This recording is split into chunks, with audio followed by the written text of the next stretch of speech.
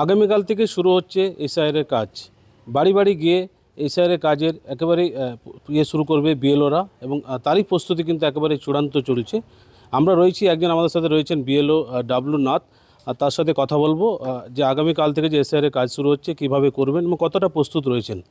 বলছি, আগামীকাল থেকে এসআইআরের কাজ শুরু হচ্ছে, কতটা প্রস্তুত আপনারা? প্রস্তুতি মোটামুটি হয়ে গেছে। আজকে আমাদেরকে ম্যাটেরিয়ালস দেবে সেল অফিসে। আমাকে ডেকেছেন ওনারা 3টের সময়, আর আরেকজন মাস্টারমশাই আছেন যিনি ওনাকে 2টোর সময় ডেকেছেন। তো ম্যাটেরিয়ালস নিয়ে মোটামুটি আমরা প্রস্তুতি সম্পূর্ণই বলা যেতে পারে। আগামীকাল থেকে বেরিয়ে পড়ব নিউমারেশন ফর্ম নিয়ে।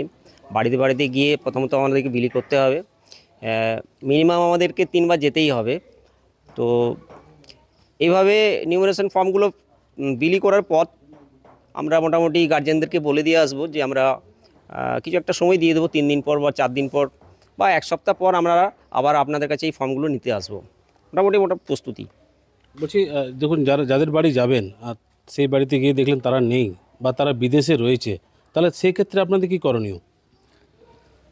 যারা থাকবে না বাড়িতে বা যারা বিদেশে থাকবে তাদেরকে আমরা ওনাদের কোয়ার্টারে প্রথমত আমার নিজের নাম, ডেজিগনেশন, ফোন নাম্বার দিয়ে আসবো।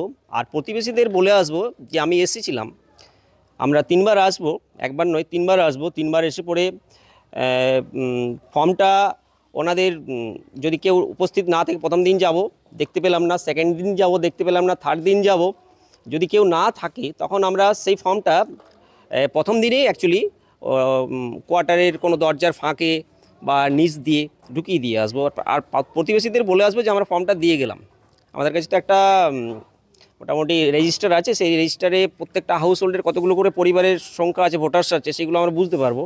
সেই ফর্মগুলো দিয়ে আসবো আমরা। আর প্রতিবেশীদের জানিয়ে আসবো যে আমি এসেছিলাম, আমার ফোন নাম্বার দেওয়া রইলো, যদি কোনো প্রয়োজন মনে করে তাহলে তা আমাকে ফোন করতে পারে। বা অনলাইনেরও এখন শুনছি নির্বাচন কমিশন সেই সিস্টেমটা করেছেন যে উনি কোনো ব্যক্তি নিজের নিউমারেশন ফর্মটা অনলাইনেও অ্যাপ্লাই করতে পারবেন।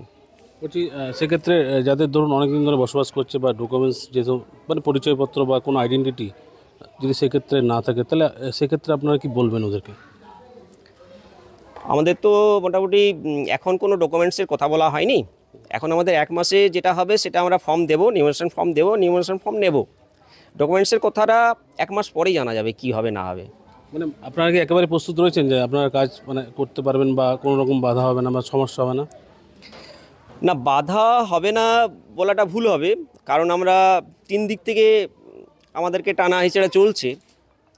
একটা রুলিং পার্টি, একদিকে নির্বাচন কমিশন, একদিকে বিরোধী দল। তবে আমরা মোটামুটি নিশ্চিত যে সমস্ত কিছুকে অ্যাডজাস্টমেন্ট করে সঠিকভাবে আমরা এসআইআরটা করতে পারবো। আমরা কথা বললাম বিএলও সাথে, এবং তিনি জানাচ্ছেন যে তারা একেবারে প্রস্তুত রয়েছেন এবং এসআইআরে কাজ করতে তাদের কোনো সমস্যা হবে না, এমনটাই জানিয়েছেন। আসানসোল থেকে ছোটন সেনগুপ্ত, আর প্লাস নিউজ।